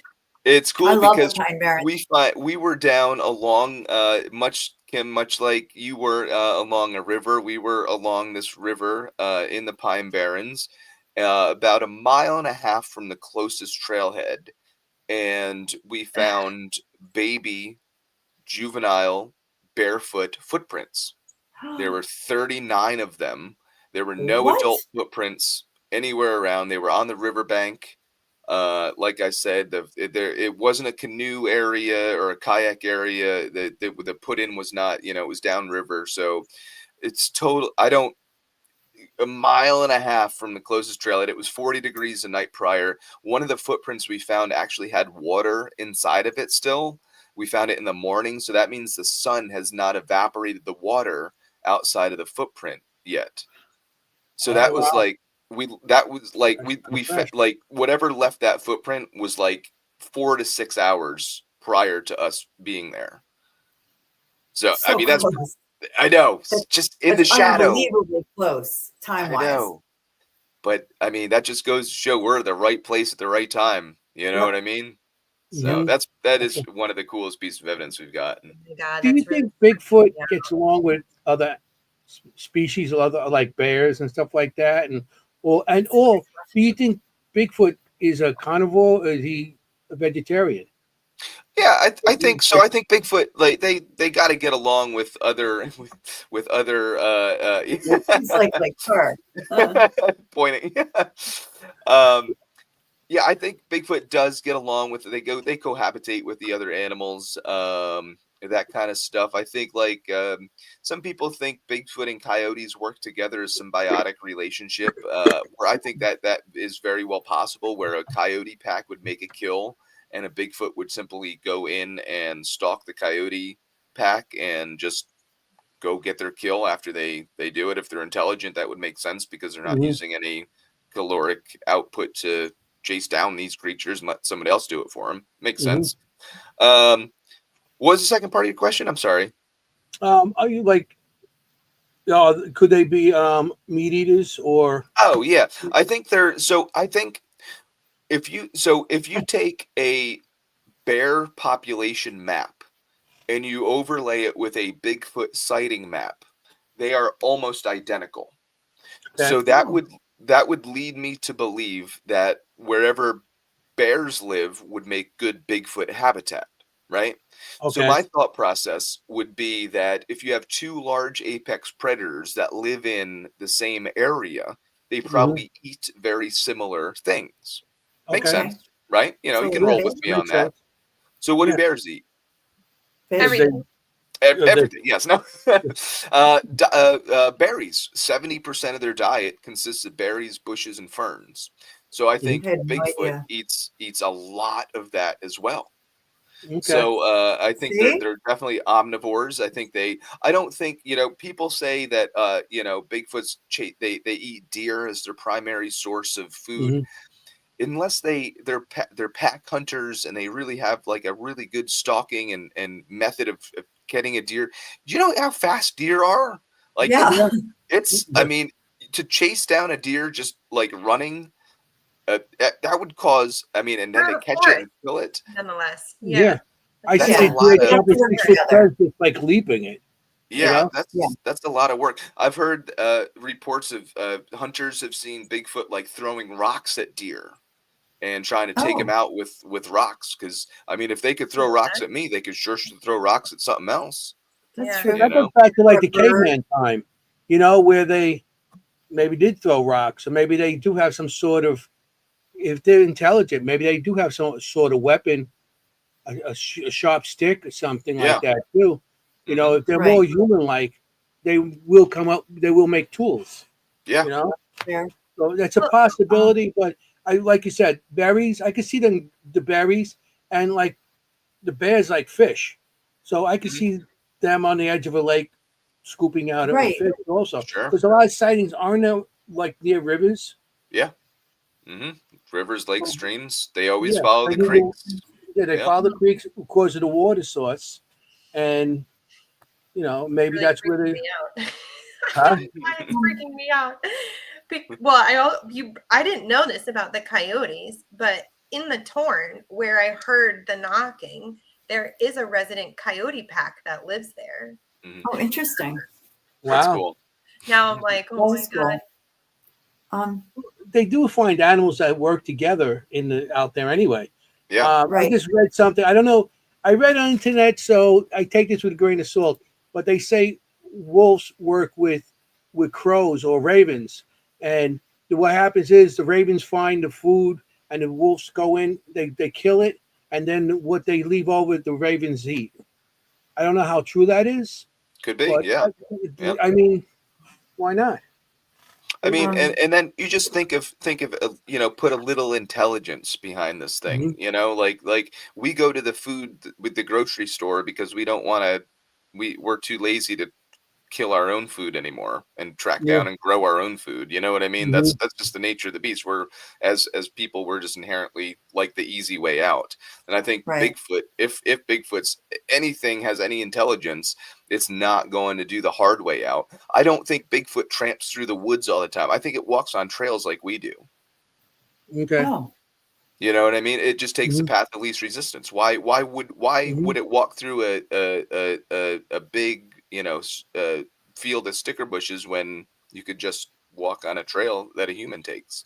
That's what Yeah. right. or as a game trail. Game That's trails. Yeah. There's a Okay. lot of those out in the woods. Well, I mean, I and can see it trying to avoid a human, going, a different path to try to avoid people. sure, But yeah, that's it. yeah. What other reason? I don't know. We have a bunch of questions, and I feel Yeah, bad that I'd like I to was make just sure gonna that we say, get to them. All yeah. right, let's get to them. Here's one for you. Yeah, I mean, everyone's so good in our audience. I want to make sure we get to their questions. Nice. Have night vision drones been productive with Bigfoot evidence? Oh man, yeah. I think that's the way Bigfoot is going to be found is going to be through a thermal drone. As I alleviated to a little earlier, I don't make a lot of money, so I don't have enough money to buy a thermal drone. Yeah. They're very expensive. 40, Um, 50 grand. Yeah. and Yeah. yeah, and with my luck, the first time up, it's going in the tree. I mean, there's no question about that. So, After the so bear mace incident, we don't trust you with it, right? hey, it's just, I feel history like I repeats know itself. you. So, He's just yeah, like me. yeah. Those guys tease me. They're like, it's always you. Like, I It, feel like we're well, kindred spirits. you know how I know that a drone would go up in the tree is because I had like a $50 drone that is currently hanging in the tallest tree in the Allegheny Oh National no. Forest. If anybody wants to go get it, you're more than welcome Oh to. It's yours. no. So Yeah, I can maybe guarantee not. you that a 50 grand drone is yeah, Nah. going Risky. somewhere it's not Yeah, supposed to go. I just got a drone, like a $300 drone. So, and Nice. I haven't. I'm nervous to bring it out, and same reason, maybe getting to a tree or something. Yeah. You know. So you think But that's how you were saying yeah, that's that gonna you think be that's how? and that'll be it's not gonna be the way you prove Bigfoot because you can't prove something through just a Right. a picture. But what you can do is then once you get GPS mark where the Bigfoot was, then you could take our eDNA that we talked about before, go where Yeah. Bigfoot has stood, grab the soil, take it to the guy, and have him do it. Take it to that university in North Carolina, The and guy that the guy that the other guy that knows. So, yeah, the Yeah, guy, guy the you know, guy. Yeah. the guy you know. he's got a Yeah, guy, Anthony. got a He's got a guy. guy. Um, It's that'd be interesting if they could find Bigfoot. And another question I have, I know maybe I shouldn't ask questions. I should let the audience ask no, questions. you're good. Go. We What, got lots of what time. I mean, when you see Bigfoot, it's usually one. It's not like a whole family. And what do you? I'm going to ask two-part question. And where do you think they go? Is this to me? I think it might be an underground network or something that they go into, and it's like some sort of cave system, underground. Because there must be. I feel there's a lot more, and they just come out maybe to hunt and bring food back to it. I know they find places where they sleep, Yeah, but where's the babies? Where's the mamas? You right. know? I think there's a lot less actually. So See? I think there's a lot less than people think about. I think Mm. so let's talk numbers. So you have to have to be able to have a breeding species, you have to have enough of them, right? Hmm. Yeah. But Right. so you got to have enough to maintain a breeding population, but you got to have few enough to remain hidden from Hmm. society and everybody that is just living and Yeah. surviving. So what's a number? What's a good in between number? A lot of researchers and myself included in that think there's about 2,000 Bigfoot in the United States. Okay. mostly up in the Pacific Northwest, like we talked about, the big hot spot out there. Florida's another big hot spot. You got Ohio's a hot spot, and fun fact enough, New Jersey is another hot spot. But with that being said, I don't think there's a lot of Bigfoot that live in the state of New Jersey. I think it's kind of like a transient population that they kind of go in and out of the state every once in a while. And I don't think they're here all the time. However, there's got to be, a couple family groups. I think they live in family groups, anywhere from 5 to, I don't know, 10, 15 individuals. And I think there's probably 2, 3 of them that kind of traverse in and out of the state at any given time. So how many is that? That's what, 20, 30, maybe at a max 30 Bigfoot that live in the state of New Jersey at any given time. Divide that over the whole state, put 30 people in the state of New Jersey, and go look for them. You're never going to find them. Never. Never. Yeah, good point. Well, the New Jersey Bigfoot commute to New York all the time. I think I worked with a couple downtown. You got the urbanized Bigfoot out that way. Yeah. Yeah, they come with the coveralls and everything, their tool belt. I was going to ask about migration, so that's interesting. Like, is there some type of migration pattern that you find? I love that you asked that question. So let's take New Jersey, because I love, I hope your audience can relate to this. But sightings of Bigfoot in New Jersey increase 80% every 3rd year. Oh, why? Wow. Do we have any idea why? I'm sorry. Can you say that again? Every 3rd year. Sightings of Bigfoot increase 80% every 3rd year in the state of New Jersey. Why? Maybe they're commuting. No. Some people say it could be because of, like you said, like a migrational pattern, although that migration is due to weather, and that would be a 1-year cycle, right? Some people say it could be because of their gestational period, how often they can have babies. That would be a good thought process. But we're going to take something that New Jersey has a lot of food. Something about food. Boom, there we go. Yes. So what did we say? What did we say Bigfoot eats? Berries, everything right? that bears eat, which is like hard mast, and hard mast only happens every few years, like a lot of acorns and black walnuts and hickories. Which means that my theory, my philosophy, Bigfoot is nomadic, which means they follow the food source. Oh. Yes. Yeah, smart. Why wouldn't it? Everything else, yeah, everything does. We used to do that before we settled down. Sure. So why wouldn't Bigfoot do that now? It just makes sense. I mean, well, it's interesting you say that, because I know that there are a lot of bear in our area, and when I go hiking, I'm very well aware of my environment in this area because of the bear, and I keep note of the hard mast trees, like the black walnuts and the hickory nuts, because I know my odds are that a bear is going to be near one of those trees. And now I'm going to start thinking maybe I should also be watching out for Bigfoot by those trees. There you go. You should always be watching out for Bigfoot. Just saying. I mean, that's the quote of the night. You should always be watching for Bigfoot in the forest. Even you, Anthony, in Queens. But they're not dangerous. Well, I live a couple blocks from one, so. No, but that's really interesting. I was wondering if it was weather related or food related. So that's interesting. And I live in central New Jersey. I live in Somerville. So I'm not far from, but I love the pine barrens. You should start wearing a body cam on when you go hiking. Because you never know what you might have come across. Get a little body cam. Yes, I should wear a body cam, not really because of bear, but so I don't get murdered in the woods. And so there you go. There's evidence. I heard that bear mace, like a big can, is a good idea. I heard it from my friend Mike. Yep, he told me. You wear it on your back like a tank and have the thing over the side. So when the bear comes, Mike, you're such a sport. We're just teasing. You're such a sport. I love it. So we have another question. Adam had a question. Okay, well, we asked one more question. Then I want to ask. I want to show the. Yeah, definitely. What do you want to show those first or question? Okay. So question. No, do the question. There must had be a a lot of question questions. about, I guess, bringing animals with you on it, when looking for Bigfoot, like a dog. Is that not ill-advised?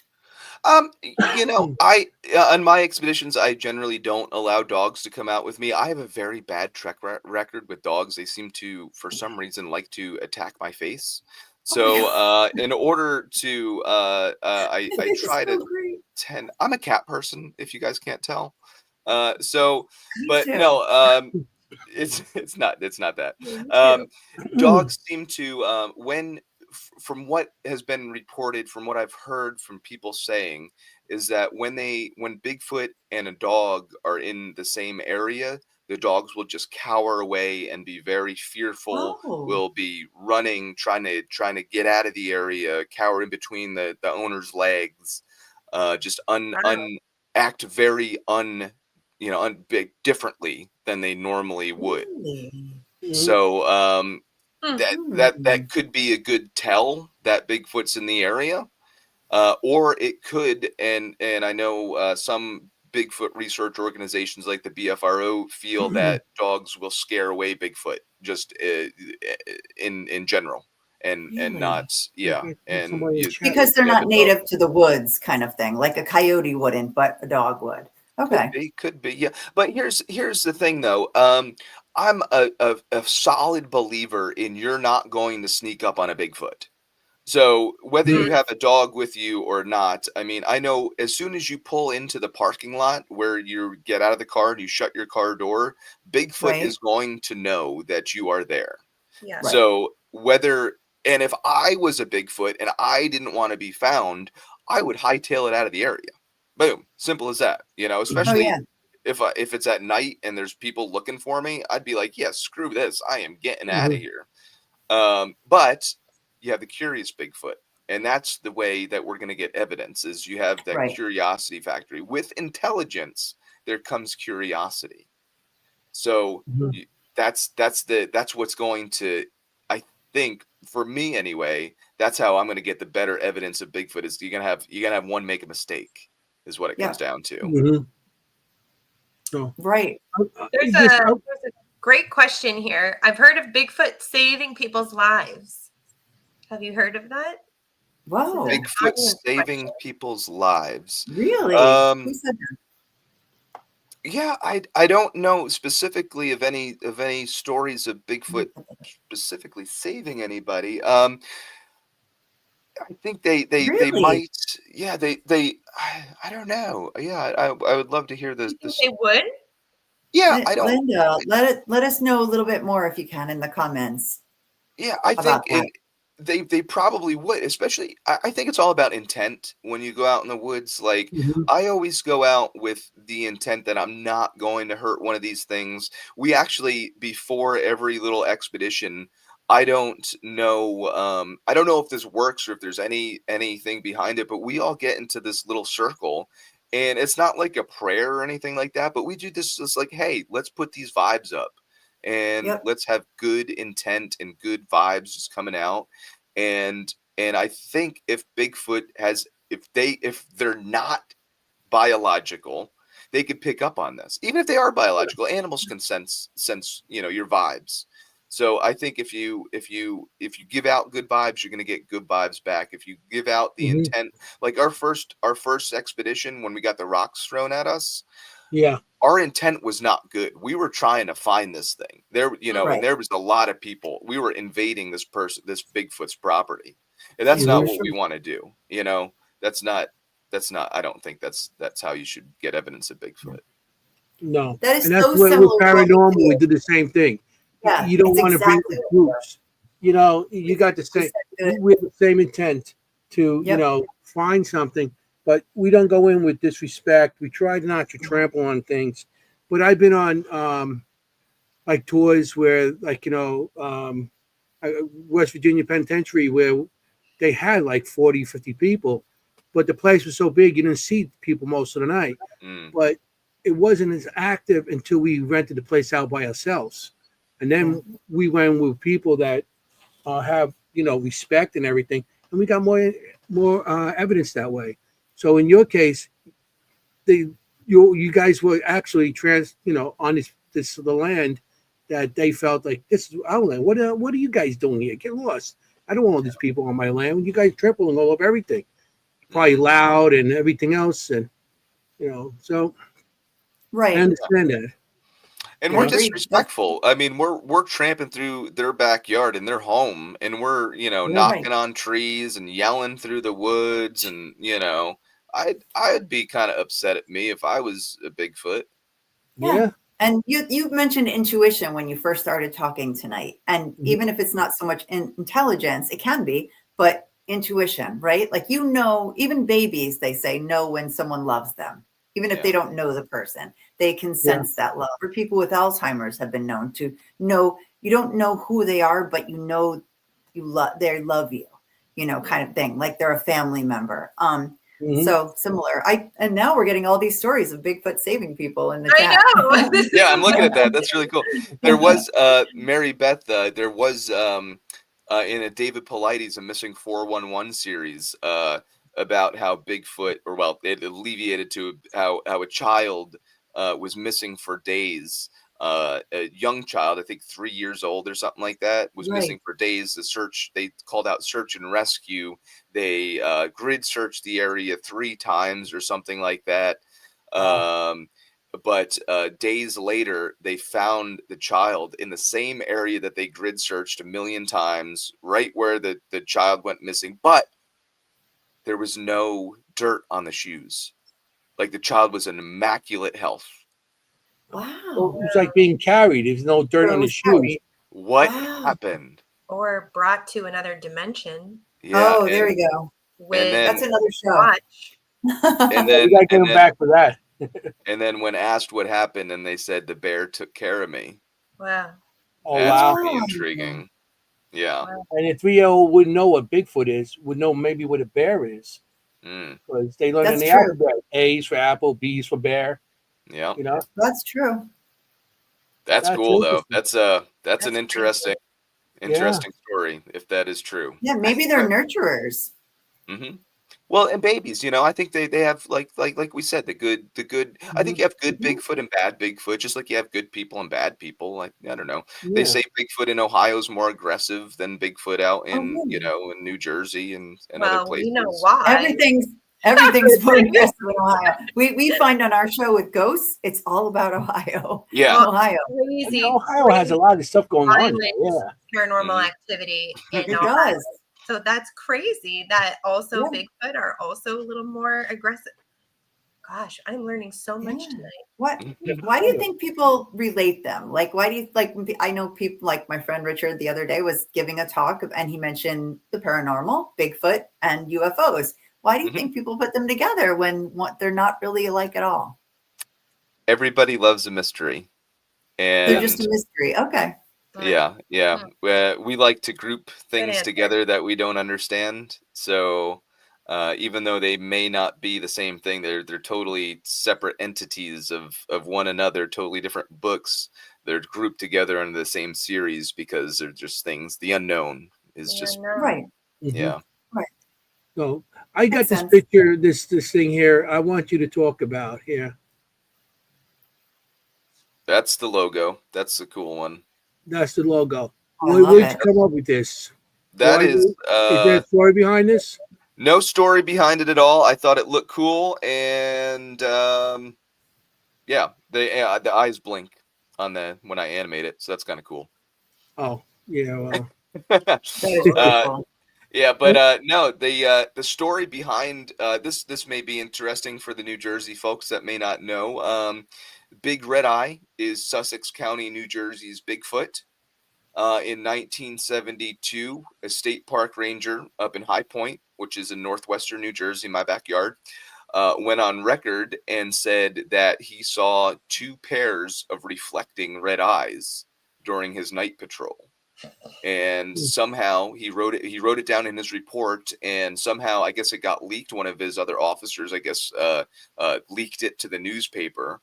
And the next morning in the Star Ledger, Sussex County's Bigfoot, Big Red Eye, was front page in the newspaper. So that's our little claim to fame with wow, Bigfoot. I've not heard that. Yeah. It's a high point. It's creepy up there. I like it. Yeah. Wow. No, I haven't heard that. That's cool.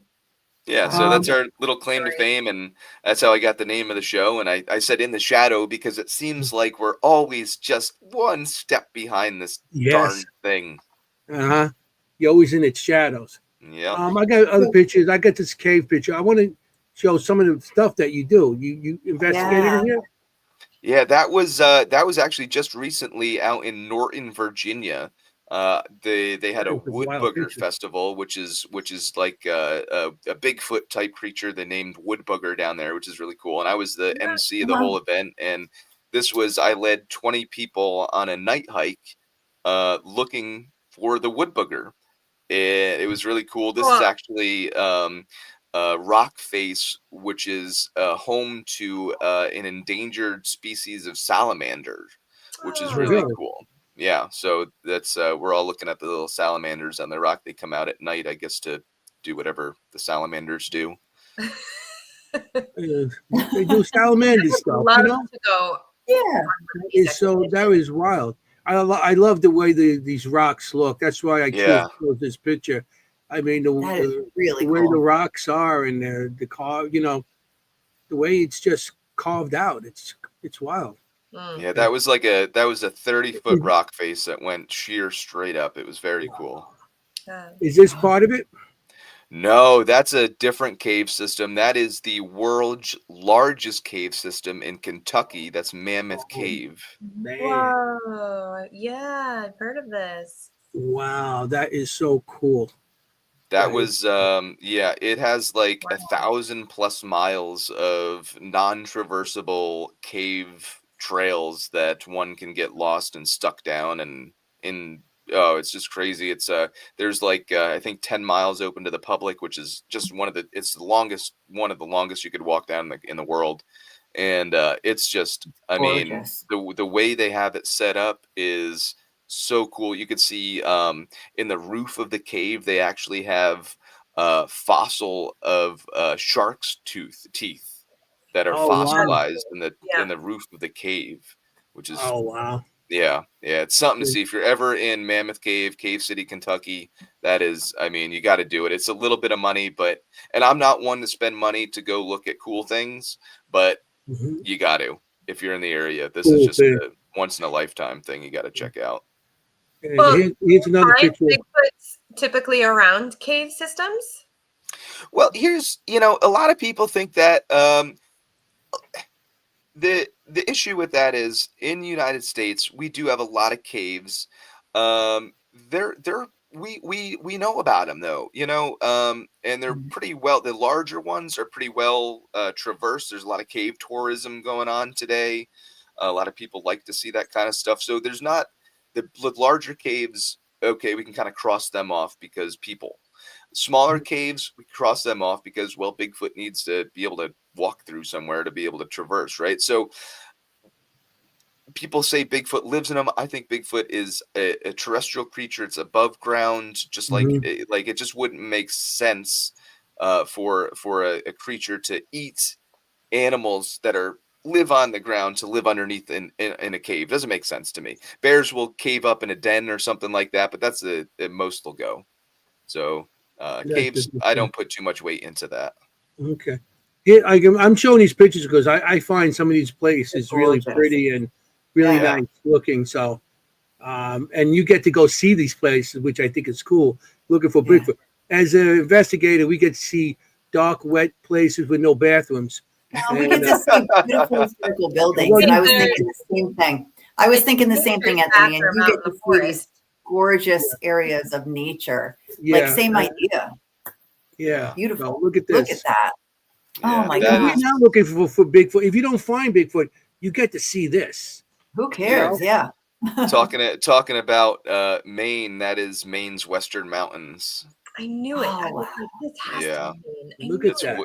That little lake down there is called Webb Lake, and kind of over on the opposite side of that is a campground where we stayed. And if you look over to where the sun is setting, that is called Tumble Down Mountain, where I took a report of a 20-foot tall Sasquatch. Really? Oh, wow. Yeah. 20 foot. 20 foot tall. And when you say took a report, what does that mean? I interviewed the witness. I went on scene with the witness where he actually saw, and we did a recreation, and we found he found footprints that were upwards of 96 inches long. Say that as you may, it's on the YouTube channel for anybody that's interested in maybe more so of a paranormal-ish Bigfoot or something that's more so out of this world creature. Mhm. You can go check that out. It's Yeah. in a Bigfoot campfire We'll, story. we'll end up putting that in the chat, how to get to Definitely. the location. We're going to put all your info in it. Your otherworldly Bigfoot. Wow. Here's some more. Yeah. I don't. Oh, Where wow. is that? Oh, that's that is in Alabama. Yeah, that is I forget what body of water that is, but that's an overlook in Alabama, and we were down there earlier this year on a tour. We went to Alabama, Mississippi, Tennessee, North Carolina. It was like a 20-night tour, but it was awesome. That was one of the viewpoints from out there. Wow. Really nice. That's awesome. Breathe in all those phytonicides. Yeah. Oh Look at man. this. Colorado. Yeah. Ooh, good guess. Nope. Any other guesses? That's not Tennessee. It's not New Jersey. Washington. That is not New Jersey. No, definitely not New Jersey. That is one of my favorite places ever. It's taken from the city of Asheville, and that is the Blue Ridge Mountains in I was close. Asheville, I said North Tennessee. Carolina. Almost. Yes. Okay. Yep. You were Wow. close. That is awesome. Yeah, Blue Yeah. Ridge. That is stunning. No joke. Yeah. Oh, and that again is that's one of the best views in the state of Maine, right there. Voted on by the people of Maine. That's called Height of Land, and that's Rangeley Lake in the background, and that's the sun setting over Rangeley Lake in northern Maine. That is awesome. And this is something I always wanted to see. The Northern Lights. Yeah, that was almost just. I think Over a just year over ago. a year ago. Yeah. Yeah. We were up in the April. Finger Lakes up in New York State on a little vacation, and just one night out of the random, we saw some red glow in the sky, and I was like, what is all this light pollution? And then we took out a camera and we're like, oh, this is not light pollution. So we had an No, not in the awesome Finger Lake. photo shoot. Yeah. Oh, it it's was gorgeous. so cool. One of the best That's nights. a great photo. That is awesome. I mean, you get to see all this going out, on your own in the forest and woods and stuff. I would love to do that, but my body's not there no more to do any of that, like 10 years ago. But you get to see some of the coolest stuff going out just to see Bigfoot. I'm very blessed, and I'm thankful every day that I have the ability to be able to do this, because I know a lot of people can't do that. You know what I mean? And don't have those capabilities. I'm thankful that, I'm in the situation where I'm at, where I don't have, I'm not stuck down anywhere. I'm not married. I don't have any kids. So that kind of allows me the ability to travel the way I do. And I don't know how long this is going to last. And I just announced, I announced a little bit ago that, I'm doing the tour again next year. I'm doing it's called the Beyond the Footprints tour, where I go around to libraries and venues. And I think I'm emceeing and hosting upwards of 10 conferences next year already, which is awesome. Wow. Great. All across the country. It's and it's crazy because it's all because of Bigfoot. It's all because those 15 minutes of getting those rocks thrown at me. Yeah. That I'm doing this. Isn't that insane? No, we get it. We get it. It's so similar. So similar. Yeah. So now I get why people group them together. It's so similar. People have one paranormal experience. They hear a voice. They see a shadow. Yeah. You're hooked. You're hooked. And you're looking for it forever. Something. Yeah. Something is real. That alternative. You've had the experience. Yeah. So anybody who's watching, or any of us, if we did want to go and try and find a Bigfoot, what would be your recommendations for us? That's a great question. The first thing I would do was log on to my YouTube channel and check out my docu-series called Squatchables. Did not Wait, steal the say name that from again? Lunchables. No, yeah, Oh, Squatchables. Squatchables? Squatchables, not Squatchables. Lunchables. Yep. And it's an 11-part series about like a Bigfoot 101. Like if you've never been out in the woods, I Hmm. tell you how to go hiking and how to go camping, all the way up Oh. into really in-depth stuff like track casting and evidence collection. So that's Cool. all on the YouTube channel. Yep, it's an old series, but it's still pretty good. So you can check that out. Nice. You don't have to pay a ton of money like I did to go on a Bigfoot expedition. However, that's how I got into it, so I can't knock it if you wanted to go. Right. But really, Mhm. the best way is if anybody's interested in getting into Bigfoot research is go on to Facebook. Every state has a dedicated Facebook Bigfoot researchers group. Go on there, introduce yourself, say, hey, my name is this. I'm looking into getting into field research. I just happen to be the moderator for like 35 of those groups. So if I see you, I'll, welcome you in, and I could put you in contact with local researchers that might be able to get you involved in the whole Bigfoot aspect. Yeah, That's great. I mean it's something, and like I said, you get to see all this beautiful locations, I and you get get the to best meet pictures. I love those pictures. I get to meet some of the most incredible people and see the most beautiful scenery and Mhm. do some of the most incredible hikes, and just I mean this journey is so amazing and so incredible. I wouldn't trade it for anything. I mean, it's a lot of work. I'm up at 4 o'clock every morning working. I'm sending so many emails doing this. It's a lot of work. I own my own company. It's tough, but it's so worth it. I wouldn't trade it for anything. Definitely not. Do you get people sending you a lot of videos and pictures, like, or not? Or calling you Yeah. up being like, help me. Like, what is this I Yeah. see? Well, yeah, I always tell people don't call me because I will not answer.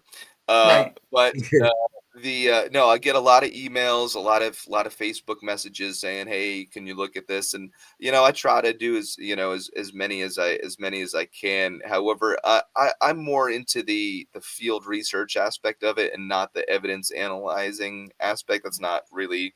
I'm no When I get evidence, I send it off to somebody else because I'm not like a scientist in that field.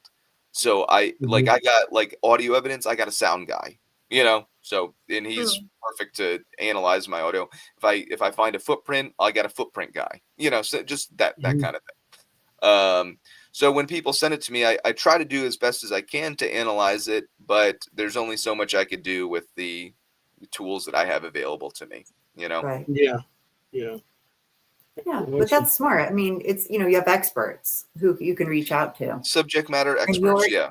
expertise is in the field reserch.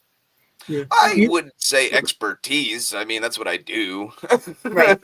No, I got you. You're being modest, but yeah, definitely. Gosh, That's what your focus. That's your focus. How's that? Your Yes. focus. yeah. Okay. I mean, like in our field too, and We never say any field, expert. Yeah. I feel there's like not any professionals, but because we're always learning each day something new about something. And I know it doesn't matter how long you're in the field, something come along, you're like, just wow, maybe Yeah.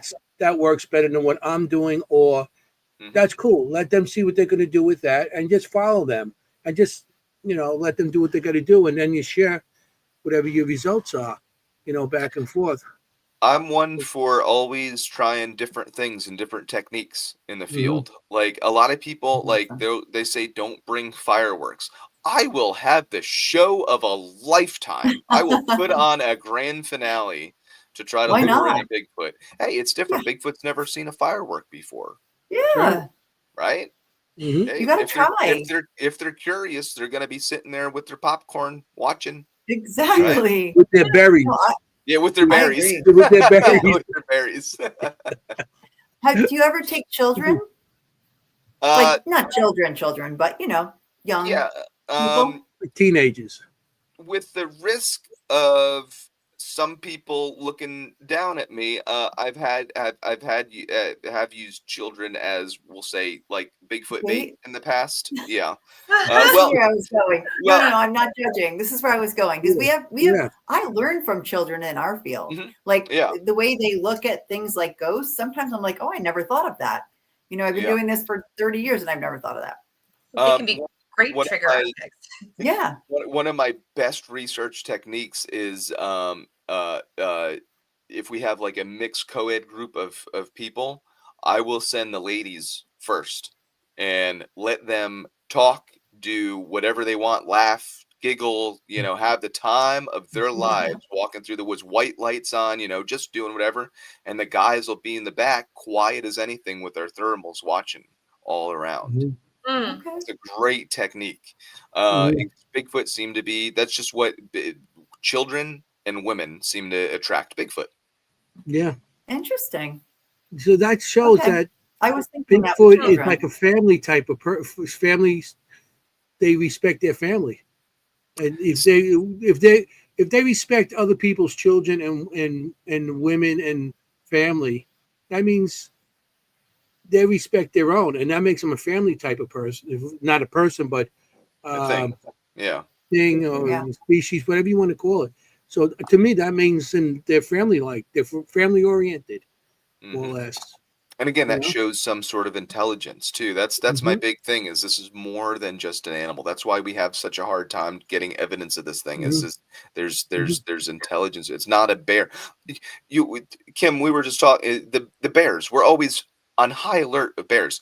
I can count Yes. on two hands the number of times I've seen a bear in Sussex County. Really?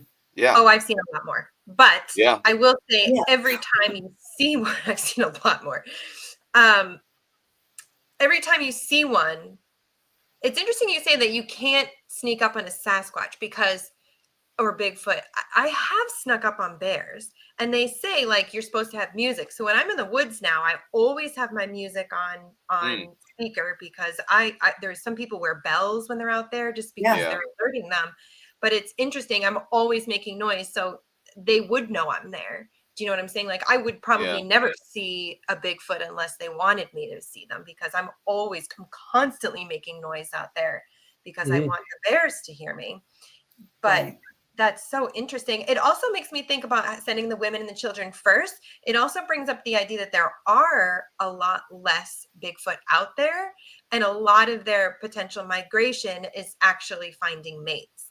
So if they are trying to find mates or trying to find the family units, then they may be more interested in coming closer to the women and children as humans, because if their numbers are that low. Yeah. I never thought about that like that, but that's Yeah. totally possible. Yeah. Wow. See, we have a teaching show also. Yes. We like to think. No, this is fascinating. can't believe you That haven't is seen fascinating. bears. And that's I see them in my backyard. that's good. That's good to think about like that. That is interesting. What I is don't want to your, run out of time. We're like a 15. Oh my gosh. We need I just another want hour. you to tell Jennie everything you need to tell her Yeah. to type into the audience, and how to find you. If you have anything going on that you want people to join or whatever. I'll put your website. I'll put I think I saw Watchable. Jill in the chat before, and if Jill's still there, she could post all that good stuff for me. Oh, Hopefully she's great. still there. If not, It's then nice. you could find everything through my website at shadowofredeye.com. Oh, okay. Do you have like a link tree or something? Like a Yeah, it's all Okay. on there. I can Okay. I don't Oh, Jill's there. She could post all that good stuff. Thanks, Jill. Thank you, Jill. thanks, Jill? Okay. Thank you, Jill. That'd be Yeah. good. Shadow, Yeah, but it's at And also, shadowofredeye.com. if you Right? have anything that you want, because we will share something on the Seekers Chronicles Facebook page. If you want anything shared, just send it to me or Jennie or Cool. Kim. Just share it on our page, or we can do it. Yeah, absolutely. Yeah, if you want to share it to the page, or if you want to send it to Jennie, whatever, you're Awesome. more than welcome. Because that's Appreciate that. very interesting. I mean, I always just said, the first time I ever heard anything about Bigfoot was in the 1970s, I don't know if you, well, people in the audience as old as I am, so you guys might remember $1 Million Man. There was a series called The $1 Million Man, and he all of a sudden had to fight Sasquatch, and that's how What? the first thing I ever found. And Sasquatch was actually Andre the Giant dressed like Sasquatch. I don't know if I might be saying names that you guys don't know. Andre the Giant was a wrestler that was very tall. Yes. And back in the 70s and 80s, and Princess Bride. and they dressed him like Sasquatch, and he had to fight the $1 Million Man. The basic of the idea of the show was that this guy, he was a pilot for he was like, he does secret missions on a plane, and it crashed, and they said we could rebuild him, we could make him better. Oh, the $6 million man. What I'm saying? The $1 million man. The $6 million, $6 the bionic man, right? Is he bionic? Bionic, yeah, he's become a bionic. All right. Okay, hey, listen, I'm old. I got you. I speak Anthoiny. It's good. I got you, my friend. But the $6 Million Man. And whatever. The bionic man. The bionic, well, they made him the bionic man, didn't they? $6 million? Yeah. Bionic man, whatever. Yeah, he was bionic. It was a show in the 70s, okay? For you. This isn't even Anthoiny. We're so sorry. Oh, man, I'm sorry. But the show, that's how I got to see Sasquatch. He had to fight Sasquatch. And, okay, my story was, forget my story. I'm sorry. No, I get it. But that's kind of sad. You've heard about him for a long time. Hollywood. That was your first introduction. Yeah. Yeah, and that's how I started watching different shows about Bigfoot, and the Abominable Snowman was big back then. Everything was Abominable Snowman. Because I guess from Rudolph the Red-Nosed Reindeer, you had the Abominable Snowman there. Oh my God. But yeah, I give away my age. I'm sorry.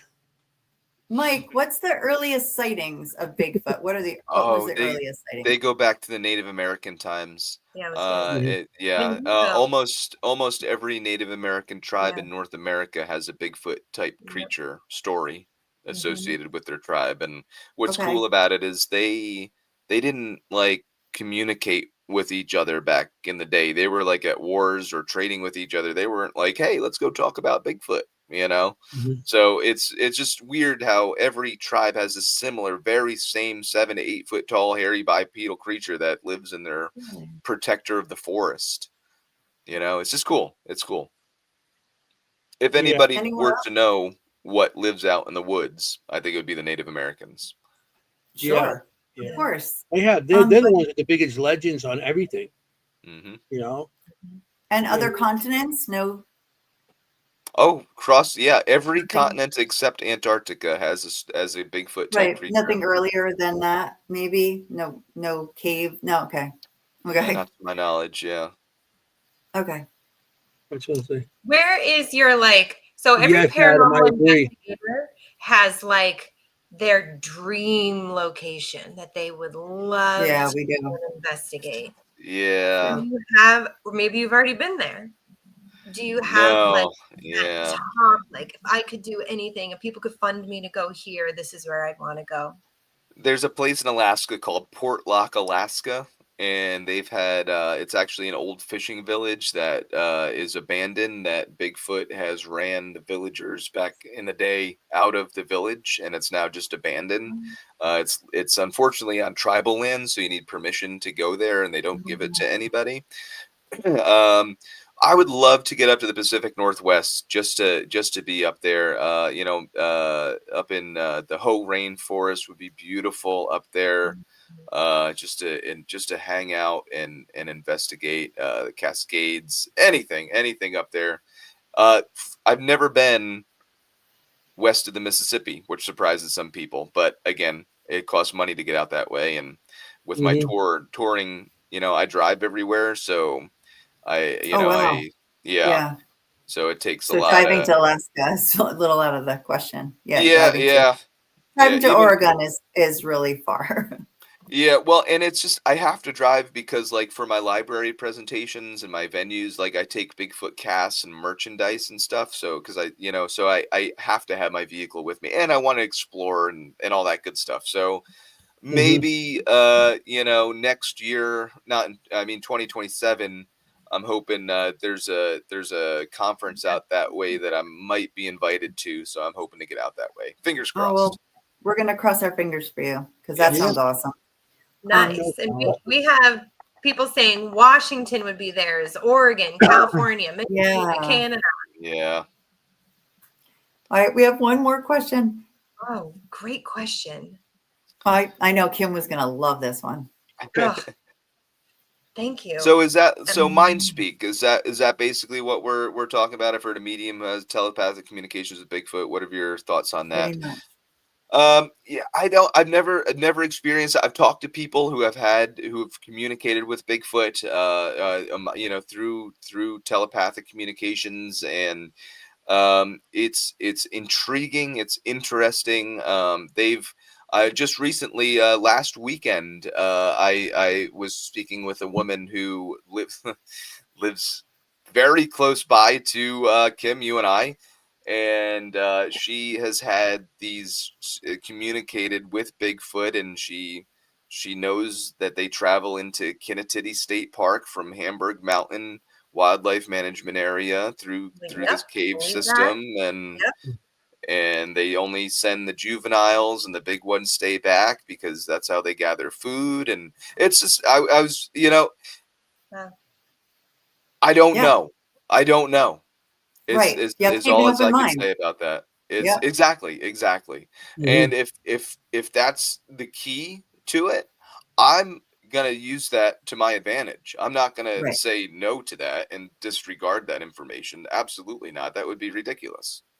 Exactly. Mm-hmm. Totally. Would you use a medium on an expedition? Right there.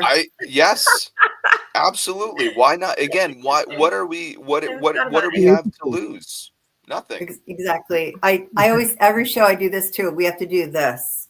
We can't be like this. We're like this. We have to open our mouth. We have to open up, think in different channels, think in different ways. And that's how we're going to advance these fields. Yeah. Or just you'll be probably good with that, Kimm. Because Kimm, can you imagine? She hikes and all that stuff, so she could probably keep up in the woods and everything. Come on out. Go do the Parberry, guys.